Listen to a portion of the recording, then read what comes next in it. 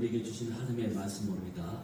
요한복음 7장 37절에서 39절까지입니다.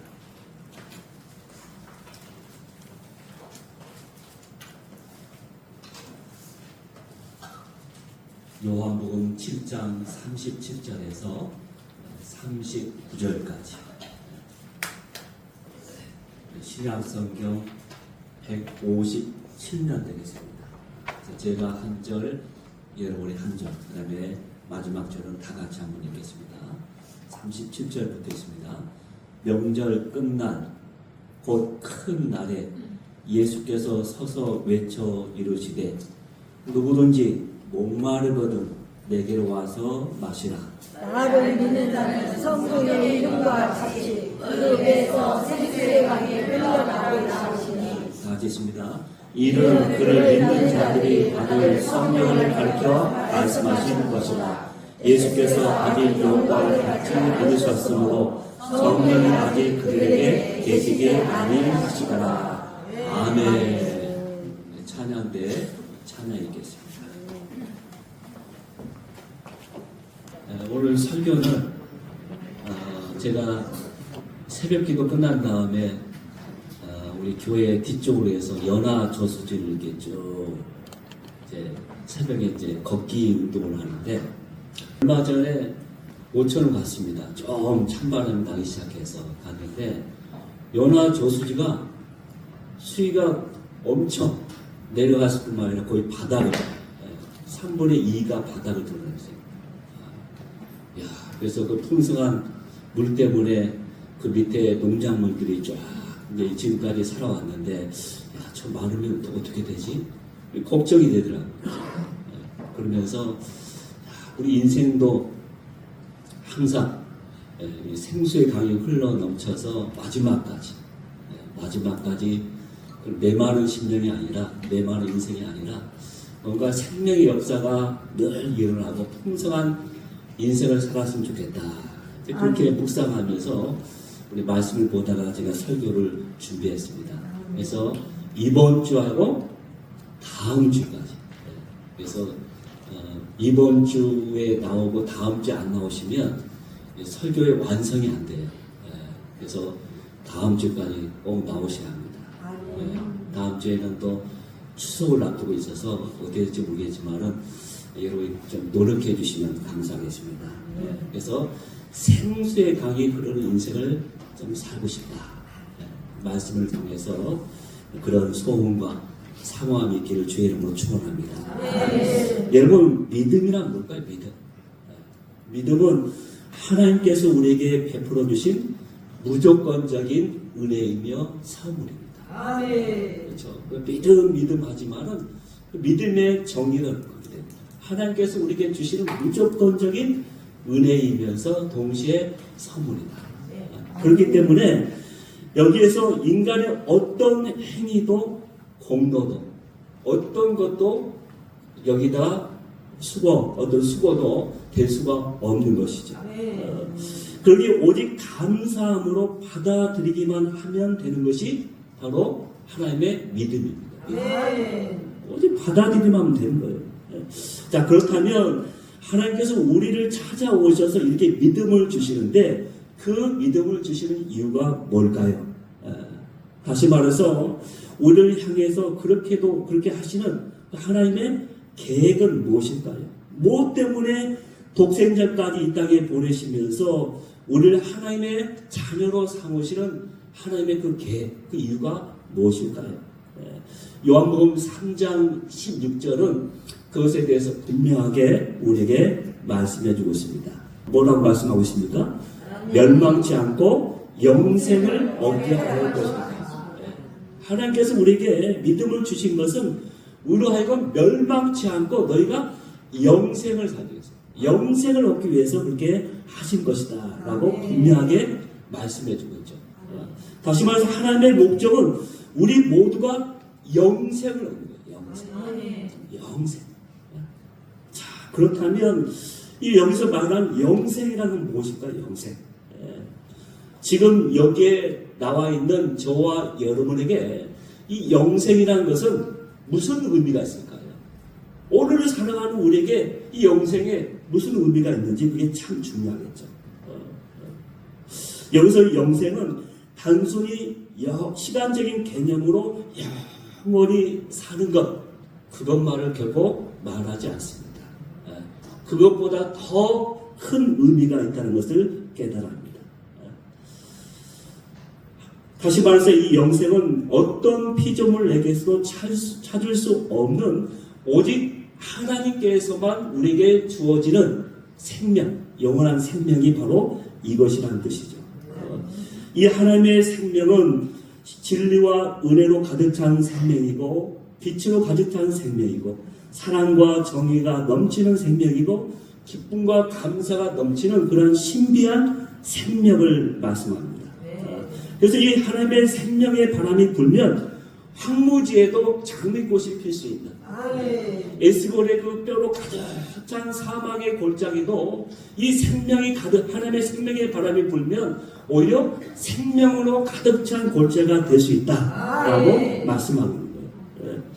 그래서 여기서 그런 하나님의 생명을 우리에게 말씀해 주고 있다.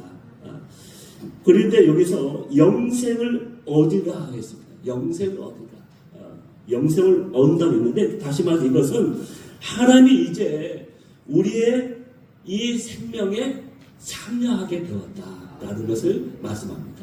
다시 말하면 하나님의 생명에 우리가 참여하게 됐다는 거예요. 그 하나님의 생명의 역사 가운데 내가 이제 동참하게 되었다, 그 뜻입니다. 여러분, 이것이 하나님의 계획이었던 것이죠. 그래서 이 세상에 독생자를 우리에게 보내셨고 그 아들 안에서 우리가 하나님의 생명을 얻고 새로운 피조물이 되게 하신 이유가 바로 여기에 있는 것입니다. 유대의 한 랍비가 어린 학생들에게 하나의 숙제를 내줬답니다. 너희가 평생 동안 추구해야 할 위대한 가치 목록, 한번 그 순위, 우선순위를 적어서 한번 오거라 하면서 숙제를 내줬습니다. 한 학생이 오랫동안 생각을 하다가 목록을 작성하기 시작합니다. 1번 명예, 2번 부, 재물, 세 번째 건강. 적어도 이 세 가지면 충분하다고 생각해서 이 학생은 자신 있게 자기의 랍비에게 그 과제물을 제출합니다. 그러자 랍비가 그 목록을 살펴본 후에 고개를 저으면서 다음과 같이 말했다고 합니다. 이것으로는 안 되지. 왜냐하면 가장 중요한 삶의 가치를 빠뜨렸기 때문에 이 세 가지 모두 얻는다 해도 아무 쓸모가 없어 라고 말하는 거예요. 결국 너의 깊은 내면 속에 고요히 흘러넘치는 샬롬이 없다면, 평강이 없다면 돈도 명예도 건강도 빈 껍데기에 불과해 라고 말해 주었다는 것입니다. 그래서 유대인들은 이 샬롬을 가장 중요한 가치로 생각한다는 이야기입니다. 그래서 지금도 유대인들을 만나면 서로가 인사할 때 뭐라고 인사합니까? 샬롬 인사합니다. 샬롬. 그들의 삶 가운데 이게 가장 중요하기 때문에 예수님도 십자가를 바로 눈앞에 두고서 두려워 떨고 있는 제자들에게 말씀하셨습니다. 요한복음 14장 27절 말씀이죠. 다 같이 한번 읽겠습니다. 평안을 너희에게 계시노니 곧 나의 평안을 너희에게 주노라. 아멘. 나의 평안을 너에게 준다. 아멘. 지금 제자들이 흔들리고 있어요. 그래서 예수님은 너무나 안타까운 거예요. 그래서 나의 평안을 너에게 주니까 너희 편안하라. 이렇게 말씀하고 있는 것이죠. 그리고 부활하신 후에도 제자들에게 맨 처음에 만나서 하신 인사가 뭡니까? 평안하뇨, 샬롬. 부활하신 다음에 예수님께서 제자들에게 곧바로 어떤 사명, 어떤 뭘 사역해라, 뭐 사명을 감당해라, 어떤 일을 주신 게 아니에요. 그것보다 더 중요한 것은 너희 가운데 평안이다, 평안. 너희가 평안해야, 샬롬으로 넘쳐야 너희가 밥을 먹어도, 일을 해도, 어디를 외출해도, 어디를 가도 항상 우리의 삶이 꽃피는 인생이 될 수 있다는 거예요. 근데 너희 가운데 평안이 없게 되면 그 모든 것도 아무 소용이 없다는 거예요. 그래서 우리는 이 교회에서 사명 감당하는 것, 봉사하고 수고하고 내가 어떤 삶을 감당하는 것도 중요하지만 더 중요한 것은 우리 마음속에 이 하나님의 샬롬이 있는 거예요. 이 하나님의 샬롬이 있어요. 그 상태에서 봉사하고 그 상태에서 내가 전도하고 내가 이웃을 섬기고 구제하고 기도하고 그래야 그 모든 의미가 있는 거예요. 그 마음 빈속은 공허한데 그 모든 걸 한다고 나서서 하게 되면 얼마나 힘들겠습니까? 여러분 근데 이 샬롬의 본래의 뜻이 무엇인지 아십니까?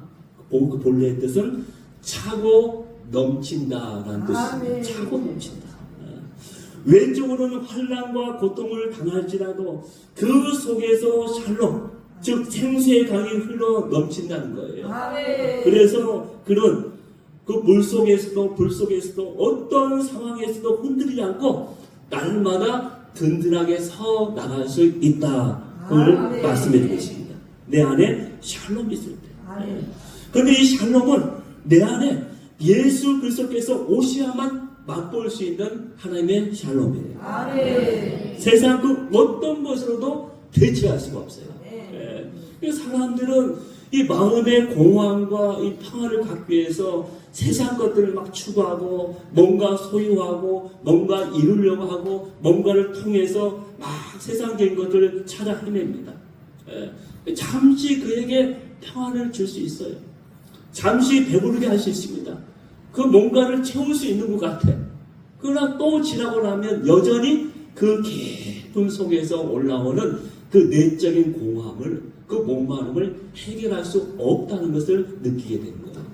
그래서 그것은 오직 예수 그리스도만을 통해서만 맛볼 수 있고 채워질 수 있는 것입니다. 세계적으로 한 유명한 미국 목사님이 한국에 초청을 받아서 부흥 집회를 하게 되었어요. 그런데 한참 집회를 하고 있는데 자신의 13살 된 자신의 딸이 지금 오토바이 사고로 왼쪽 다리를 절단한 수술을 받고 있다는 연락을 받게 됩니다. 그것도 아주 위급한 상황이라고. 그래서 지금은 무릎 아래쪽만 절단했으나 상처가 심해서 다시 한번 절단 수술을 할지도 모르겠다라는 전화였어요. 근데 문제는 수술하는 동안에 여러 번 맥박이 멈추고 계속 응급처치를 하면서 수혈을 하면서 이렇게 수술을 해왔다는 거예요. 상당히 생명이 위태롭다는 거예요. 그들 부부는 미국으로 돌아가는 그 비행기 안에서 그들의 머릿속에는 여러 가지 생각을 머리가 복잡한 거예요. 왜냐하면 그 어린 딸이 지금 몹시 괴로워하면서 절망해 있을 텐데 어떻게 저 어린 딸을 이루할까? 어떻게 이루할까? 그래서 정리가 안 되는 건 마음 정리. 드디어 도착해서 병음을 들어주는데 옆에 사모님은 막 울기 시작합니다. 목사님은 한참 동안 자기 마음을 진정시킨 다음에 병실에 들어갑니다. 그러나 예상과는 전혀 뜻밖에도 그들의 딸은 오히려 기쁨에 넘치는 표정으로 하이 아빠 엄마 인사하는 거예요. 그러면서 또 한마디 합니다. 내가 왜 사고를 당해 다리를 자르게 되었는지 이제야 깨달았어요. 하나님은 나처럼 장애가 있는 사람들을 위해 일하게 하시는 특별한 뜻이 있는가 봐요. 라면서 오히려 자신의 부모에게 이야기하는 거예요. 그래서 이 부모는, 이 목사님은 그냥 그렇게 멍하니 듣고만 있는데 그때 의사가 또 목사님께 찾아와서 이야기합니다. 다시 한번 재수술을 해야 하는데 딸을 잘 설득해 달라는 거예요. 더 위험할 수도 있다는 거예요. 그래서 목사님 딸에게 다시 한번 절단 수술을 받아야 한다고 힘들게 딸에게 이야기합니다. 걱정스럽게. 그러다 이 말을 들은 그의 딸은 담대하게 이렇게 말했다고 합니다. 아빠, 걱정하지 말아요. 나의 다리를 더 많이 잘라낸다 해도 하나님께서 나를 위한 계획은 조금도 달라지지 않을 거예요.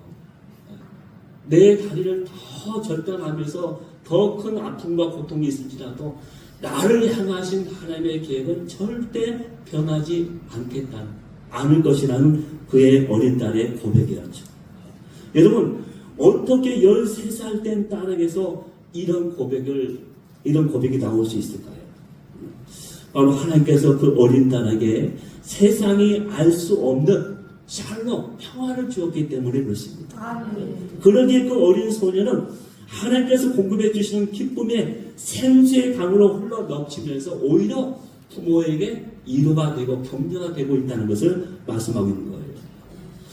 여러분, 성경에 등장하는 믿음의 사건들은 모두가 하나님의 생명으로 생수의 강으로 흘러 넘쳤던 사람들의 이야기가 가득 차 있습니다. 나면서 앉은 뱅이, 맹인 거지였던 바디미로, 귀신 들렸던 사람들, 또 한낮에 물 길러 왔던 사마리아 여인, 그 다음에 귀신 들린 딸을 두었던 가나안 여인, 또 지난번에 봤던 매일 베데스다 연못에 와서 누워 있었던 38년 된 병자들, 그 모든 사람들이 한결같이 예수 그리스도를 만남으로 그 인생이 변화되는 생수의 강이 흘러 넘치는 인생으로 역전되었다는 것을 말씀해 주고 있습니다. 그들이 예수를 만나서 그들의 문제가 해결됐을 뿐만 아니라 그 인생이 그 다음에 달라졌어요. 그 다음부터. 그래서 저들의 인생, 예수를 만나기 전까지는 어떻습니까? 실패와 좌절의 사람들이었습니다. 고통과 한숨으로 지냈던 사람들이었습니다. 절망과 어둠밖에 없었던 사람들이었어요. 그러나 예수님을 만남으로 그들의 인생에 빛이 찾아왔고 새 생명의 역사가 그들 가운데 인생에 흐르기 시작했다는 것입니다. 오늘 본문은 우리에게 이 믿음의 목적이 무엇인가를 분명하게 보여주고 있습니다. 예수님은 목마른 자에게 오셔서 생수의 강이 되어주시는 분으로 말씀하고 계시다는 것입니다. 다시 말해서 예수님께서 이 땅에 오신 목적은 내 속에서 생수의 강이 흘러 넘치도록, 그 생수의 강이 터져 나올 수 있도록 만들기 위해서 오셨다는 거예요. 그런데 예수님은 오늘 말씀 보니까 그 배에서 생수의 강이 흐른다. 자, 38장을 볼까요? 38절. 다 같이 한 목소리 읽겠습니다. 38절 시작. 나를 믿는 자는 성령의 일과 같이 그 배에서 생수의 강이 흘러나오리라 하시니. 아멘. 그 배에서 생수의 강이 흘러넘친다. 이 배라는 말은 헬라어로 코일리아라는 단어입니다. 그 뜻은 복부, 배, 자궁속, 마음 그런 것을 의미하는데, 약간 단순히 이 코일리아라는 단어는 단순히 신체적인 배만을 말하는 것이 아니라 우리 내면 전체를 이야기합니다. 우리 내면 전체. 그러므로 그 배에서 생수의 강이 흘러나리라 라는 이 말씀은 우리 내면에서부터 생수의 강이 터져 나온다 라는 그 말씀이에요. 결국 우리의 내면에서 생수, 기쁨, 사랑, 감사, 평화, 자비, 양선, 성경에서 약속한 그 모든 것들이 우리 배에서, 우리의 내면에서 터져 나온다는 것입니다. 그런데 이 말씀은 에스겔서 47장 1절에서 12절에 나오는 에스겔의 그 환상을 반영하고 있다는 것을 우리 기억해야겠습니다. 예수님은 환상 가운데 특별히 한 모습을 딱 보게 되죠. 하나님께서 그에게 환상을 보여주십니다. 성전에서 솟아나는 물이 동방으로 계속 흐르게 됩니다. 점점 흘러서 강을 이루게 됩니다. 그 강이 아리바다, 사해바다죠. 그곳에 이르렀을 때는 사해바다 전체를 뒤덮는 그런 환상이었습니다. 그래서 죽음의 바다, 이 사해는 죽음의 바다잖아요. 그래서 이 죽음의 바다를 생명의 바다로 만드는 그런 환상을 하나님이 보여주신 거예요. 근데 성소에서 나온 물은 이 동방으로 계속 흐르기만 한 것이 아니라 그 흐르는 곳마다 소생케 하는 역사를 이루었다는 것입니다. 원래 예루살렘 동쪽은 광야 사막지대예요. 그래서 메마른 땅이요 죽음과 저주의 땅이라고 생각하는 그런 것입니다. 근데 성소에서 흘러나온 이 생수의 강이 바로 광야 사막지대를 흐르면서 소생하는 역사를 일으켰다는 겁니다. 그래서 강 좌우편에는 나무가 심히 무성하게 되고 각종 나무 실과가 자라게 되고 그 잎이 시들지 않게 되었고 실과가 끊이지 않게 되는데 달마다 새로운 실과를 내는 거예요.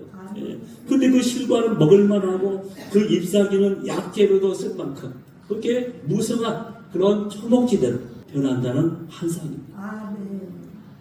이렇게 성서에서 나온 성수가 바로 생수가 동방의 메마른 땅으로 흘러서 새 역사를 이룬다는 그 에스겔의 환상은 예수님에게서 그대로 이제 성취되었다는 겁니다.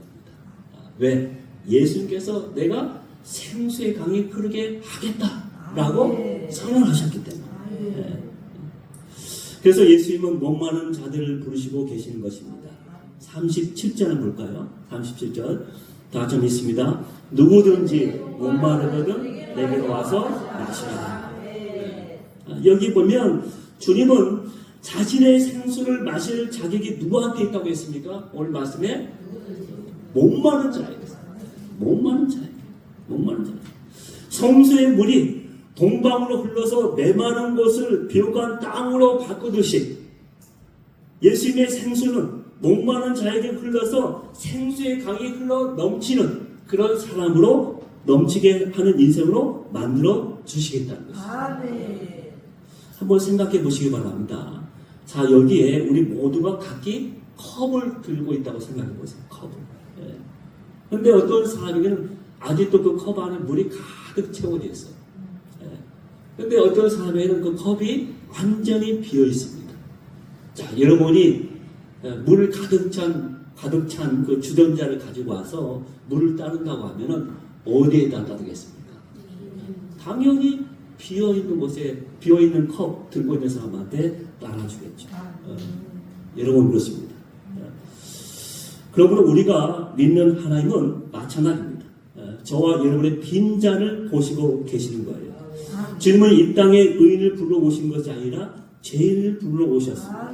때문에 지금도 주님은 목마른 자를 찾고 있고 메마른 자를 찾고 있고 죄인을 찾고 계시는 거예요. 그렇다면 우리 할 일이 무엇입니까? 우리의 빈 마음, 우리의 빈 마음으로 주님 앞에 나가는 것 그것밖에 없습니다. 나의 빈자를 주님 앞에 올려드릴 때 그 주님은 그 빈자를 채워주시겠다는 거예요. 내가 주님 앞에 나와서 빈자만 밀면 되는 거예요. 나머지 채우는 것은 하나님이 하시는 거예요. 근데 우리 신앙생활을 하다 보면은 하나의 오해가 뭐냐면 나의 빈자를 내가 채우려고 해요. 자꾸 내가 기도를 더하며 내가 또 성경 말씀을 더하며 또 내가 봉사를 하며 내가 헌금을 많이 하며 내가 어떤 많은 일을 하게 되면 그게 아니에요. 분명히 하나님은 내가 채워주겠다고 돼요. 채우는 것은 하나님이 하시는 거예요. 다만 나는 최선을 다하여 그분 앞에 내가 열심히 겸손하게 주님 앞에 엎드리면서 주의 은혜를 갈구하며 목마른 심령으로 내가 나아갈 때 하나님께서 그 모든 것을 책임져 주시는 겁니다. 305장 찬송 가운데 보면은 우리 작사한 목사님이 나옵니다. 305장이 무슨 찬송일까요? 나 같은 죄인 살리심. 누구나 좋아하는 찬송. 나 같은 죄인 살리신 주 은혜 놀라워. 근데 이 찬송가를 작사한 분이 누구냐면 존 뉴턴 목사님이십니다. 이 목사님이 한 번은 항해를 하다가 비를 만나서 식당 앞에서 비를 피하고 있었다고 합니다. 그때 마침 제수를 실은 마차가 그 식당 앞에 서더니 보안관이 나와서 마차의 뒷문을 여는 거예요. 그리고 손과 발에 쇠사대에 묶인 제수 한 사람을 무지압에게 끌어내어서 아주 진흙탕 길을 따라서 끌고 가는 것이었습니다. 그 모습을 한참 지켜보던 뉴턴 목사님은 순간 그 자리에 무릎을 꿇고 훌쩍 울면서 기도하기 시작했답니다. 오 주님, 주님께서 나 같은 죄인에게 찾아와 주시지 않으셨다면 지금 지옥에서 마귀들에게 제가 저렇게 끌려다녔을 것인데 하나님 감사합니다. 저 같은 사람이야말로 주님이 필요합니다. 주님 저분에게도 오시옵소서. 저분의 생명도 건져 주시옵소서. 그렇게 기도하면서 작사 지은 찬송이 바로 305장입니다. 그렇죠. 예수가 끌려가는 그 모습이 내가 장차 만약에 예수 그리스도가 내 안에 내 인생 가운데 오지 않았다면 내가 지옥에서 저런 인생으로 살아갈 텐데 그렇게 생각했던 것이죠. 그런데 오늘 본문은 이 생수의 강을 해석하면서 39절에 이렇게 마지막으로 말씀하고 있습니다. 39절 말씀 볼까요? 다시 한번 읽습니다. 시작. 이는 그를 믿는 자에게 하늘 성령을 말씀하신 것이다. 아멘. 네. 이는 그를 믿는 자들이 받을 성령을 가리켜 말씀하신 것이다 라고 말씀하신 거예요. 다시 말해서 예수님께서 오셔서 주시는 생수의 강은 바로 성령의 생수다 라고 말씀하신 거예요. 이 말은 처음에 제자들도 그 말씀을 이해하지 못했습니다. 도대체 언제 어떻게 생수의 강이 흐른다는 것인가 이해가 안 됐죠. 그러나 오순절에 성령을 체험했을 때 그들은 예수님의 이 말씀을 비로소야 그들이 깨닫게 되었다는 것입니다. 북미 문서 선교 본부에서 문서 선교를 모집해 교육을 하게 되었다고 합니다. 근데 그 수강생 가운데 심하게 말을 더듬는 사람이 그곳에 지원해서 교육을 받고 있는 거예요. 그 수강생들이 본부에 찾아가서 항의합니다. 아니 말 더듬하는 저 수강생이 있는데 좀 돌려보내라. 혹시 저 사람 때문에 우리가 욕을 먹을 수도 있다. 그러나 선교본부에서는 그가 이 교육에 참석할 수 있는 것도 하나님의 뜻일지 모른다고 말하면서 자기들의 책임은 그를 돌려보내는 것이 아니라 그를 잘 교육시켜서 파송하는 것이라고 이야기합니다. 드디어 모든 교육 과정이 끝나자 본부에서는 그에게 문서 선교원 자격증을 주고 시골 지역으로 파송을 했습니다. 그런데 얼마 안 되어서 문서 선교 본부는 커다란 문제에 봉착하게 되었습니다. 원래 처음 몇 달 동안은 수습 기간이기 때문에 상당히 힘들잖아요. 낯설고 서툴고. 그 다음에 성경과 신앙 서적을 판매한다는 것은 처음에 결코 쉬운 일이 아니잖아요. 그런데 그 성경원이 파송된 시골 지역에서는 계속 주문이 오는 거예요. 주문이. 그것도 엄청난 양으로. 본부에서는 그가 자신의 장애를 빙자해서 사람들에게 강제로 감매하고 있는 것은 아닌가라는 의심을 하게 되었습니다. 그래서 감독할 수 있는 요원 사람을 파송해서 조사하도록 했습니다. 감독원은 문제의 선교원을 만나서 당신의 실적이 너무 월등해서 배우러 왔다 이렇게 말을 하고 그날부터 그와 함께 다니기 시작합니다. 그러면서 그를 감시하기 시작한 거죠. 그 선교원은 아침부터 저녁까지 시골 집집마다 일일이 방문하면서 성경과 신앙 서적들을 소개하면서 판매를 하게 되는데 그런데 어느 집에 가든지 그 집에 들어가기 전에 문 앞에서 그 선교원은 먼저 이렇게 기도하는 것이었습니다. 하나님, 저는 말 더듬입니다. 그러나 저의 마음은 주님을 사랑하고 사람을 사랑하는 마음으로 열정으로 구릿합니다. 그러나 저는 그것을 온전하게 전달할 수가 없습니다. 주님, 이 집에 복을 주시고 또 영적으로 성장케 하옵소서. 성령님께서 저보다 이 집에 앞서 가셔서 저 사람들을 감동시켜 주십시오. 이렇게 기도하는 거예요. 자, 이렇게 기도한 후에 노크에서 사람이 나오면 자신의 문서 선교원 증명서를 꺼내 보여주면서 자신은 말을 잘 못한다, 더듬는다고 소개합니다. 그래서 말로서는 잘 설명할 수 없으니 자신이 준비해온 소개책자를 꺼내서 그 사람을 알고 읽게 만듭니다. 그리고 나서 그는 묻습니다. 이 책을 사시겠습니까? 그렇다고 하면은 그 자리에서 계약서를 쓰는 겁니다. 그 다음 집에서도 그리고 그 다음 집에서도 같은 일이 계속 일어납니다. 나중에 본부에 돌아온 이 감독원은 이렇게 고백합니다. 성령이 살아서 우리 가운데 역사하는 것을 직접 보고 왔습니다. 라는 그런 후기를 적었다고 합니다. 그해 그 말더듬이 문서 선교원은 북미 문서 선교 공부에서 최고의 실적상을 받았다고 합니다.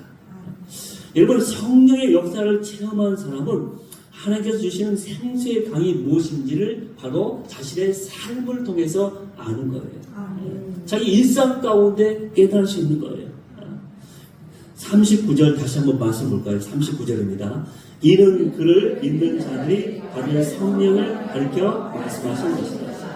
자, 우리가 성령을 받을 때 우리 안에 기쁨과 감격, 사랑과 정의, 신비와 능력의 생수가 흘러 넘쳐나게 되는데, 만약 아직도 이런 생수의 강이 우리 속에서 밖으로 흘러나오지 않는다고 하면은 저와 여러분에게 문제가 있는 거예요. 여러분, 우리의 믿음 생활은 내 안에 계신 성령님께 순종하면서 자유롭게 하는 거예요. 내가 막 억지로 한다고 해서 되어지는 게 아니에요.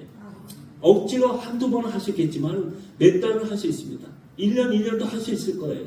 의지를 갖고. 그러나 그 의는 안 되는 거예요. 여전히 거기서 계속 자기 주위에서 빙빙 도는 거예요. 정말 하나님의 그 전능하신 손, 정말 살아계신 하나님께서 그와 함께 하셔서 그의 인생을 이끌어 간다는 것을 자신은 그 살면서 분명하게 깨닫게 될 겁니다. 그래서 우리는 그런 삶을 살아야 한다는 것이죠.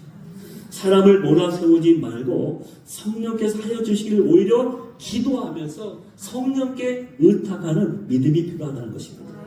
왜냐하면 성령께서 오셔서 우리에게 해 주셔야만 거기에 생수의 강이 비로소 흘러 넘치기 때문에 그렇습니다. 자, 그렇다면 성령께서 하신 일 가운데 가장 중요한 사역이 뭘까요? 성령의 사역이 많이 있는데 그중에 가장 중요한 사역이 뭘까요? 그것은 바로 우리로 하여금 예수 그리스도께로 인도하는 거예요. 성령께서 예수 그리스도께 인도하는 거예요.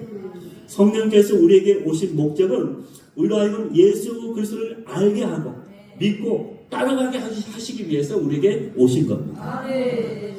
복음서에 보면은 제자들까지도 예수님이 고난 당하실 때는 오히려 배반하고 도망가고 부인했잖아요. 왜? 예수님이 왜 그런 길을 걸어가야지 알 수가 없는 거예요. 좀 다른 길로 갔으면 좋겠는데 왜 굳이 십자가를 향하여서 또 모든 사람들이 싫어하는 그 길로 계속 가는 걸까? 제자들은 이해를 못했던 것이죠. 그리고 십자가의 죽음의 순간에는 예수님의 어머니조차도 그것이 하나님의 계획이요 오히려 예수님의 승리였다는 사실을 깨닫지 못했습니다. 그래서 그런 자식이 십자가에 달려 돌아가실 때 얼마나 슬퍼하며 절망했습니까? 아니 어느 누구도 저주의 십자가가 인류에게 주신 하나님의 최고의 선물이요 구원임을 깨닫지를 못했던 것이죠. 아리마대 요셉도 예수님의 시신을 내려다가 자신의 돌무덤에 장사하면서도 몰랐습니다. 또 예수님을 만나 새 인생을 살아왔던 막달라 마리아도 아마 황당했을 거예요. 예수님이 십자가에 달려 돌아가실 때 하나님 어찌 이런 부당한 일이 일어나는 것입니까? 나 같은 죄인도 아직까지 이렇게 살아있는데 저렇게 선하신 분이 어떻게 저렇게 처참하게 죽어야 합니까? 정말 살아계시기는 하는 겁니까 하나님? 이처럼 정의가 질밟히고 제약이 춤을 추고 있는데 왜 이렇게 내버려 두십니까? 조롱당하게 비참하게. 심지어 주는 그리스도시요 살아계신 하나님의 아들이라고 고백했던 베드로도 이해를 못했어요. 나는 부활이요 생명이니 나를 믿는 자는 죽어도 살겠고 물론 살아서 나를 믿는 자는 영원히 죽지 아니하리라. 내가 이것을 믿느냐? 주여 믿습니다. 그렇게 고백했던 마리아도 그렇게 외쳤던 마리아도 몰랐습니다. 이제 그렇게 예수님의 죽음으로 예수님의 모든 스토리는 끝나는 줄 알았습니다. 이렇게 해서 예수님의 인생은 이제 끝나는구나. 그러나 예수님이 약속하신 성령이 그들에게 임하게 되자 대반전이 일어나게 된 것입니다. 그들의 영적인 눈이 열리기 시작합니다. 이제까지 인간의 눈으로 예수님을 보던 그들이 예수님이야말로 자신들의 진정한 구세주였다는 것을 알게 된 것이죠. 그들에게 그렇게 비참해 보였던 십자가가 이제는 자신들을 위한 구원의 길, 마지막 수단이었다는 것을 그들이 고백하게 된 것이죠. 그래서 주님의 십자가와 부활이 다르게 보이게 된 거예요. 그래서 그렇게도 주님을 부인했던 베드로, 이제 성령이 충만하게 되자 공의 앞에서 힘있게 이렇게 선포합니다. 사도행전 4장 10절에서 12절. 모든 백성들과 관원들이 그를 죽일 수도 있는데, 그를 향해 돌을 던질 수도 있는데 담대하게 이렇게 선포합니다.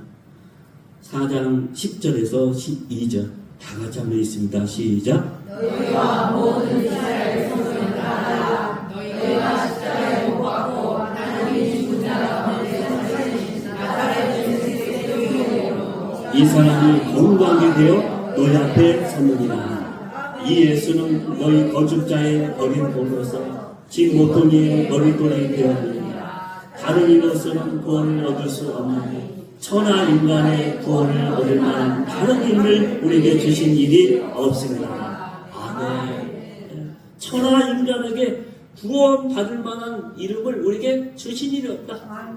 오직 예수 그리스도만이 우리의 진정한 구원이다 라고 담대하게 외친 거예요.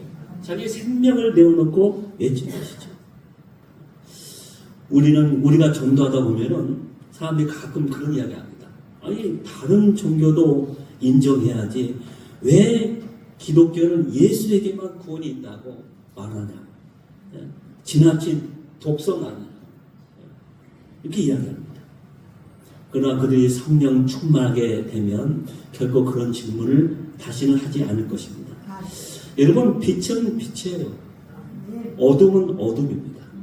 결코 변할 수 없는 진리예요. 어둠 가운데 촛불을 켠다고, 전기불을 잠깐 켠다고 그 어둠이 아닙니까? 여전히 어둠이에요. 원래 진리 자체에는 그 속에 배타성이 있습니다. 모든 것이 다 인정해야 한다는 것은 더 이상 진리가 아닌 것이죠. 진리 그 자체가 원래 배타성이 있는 거예요. 여러분, 성령님께서 우리 영적인 눈을 열게 하셔야 주님을 바로 보고 온전히 믿게 되는 것입니다. 우리에게 성령이 오시면 우리가 오직 예수, 나도 모르게 이렇게 애칠 수밖에 없다는 거예요. 왜? 여기만이 나의 구원이 있고 내 인생의 생수의 강이 흐르게 만드는 사람이 오직 예수 그리스도 그분밖에 없기 때문에. 우리 인생에 바로 주님이 오셔야만 비로소 생수의 강이 흐르는 새로운 인생이 시작될 것입니다. 우리 모두가 생수의 강이 흐르는 인생이 되어서 정말 다시는 목마름 없는 그런 인생을 살아나가는 여러분의 출발이 지금부터 시작되길 주의 이름으로 축원합니다. 기도하겠습니다.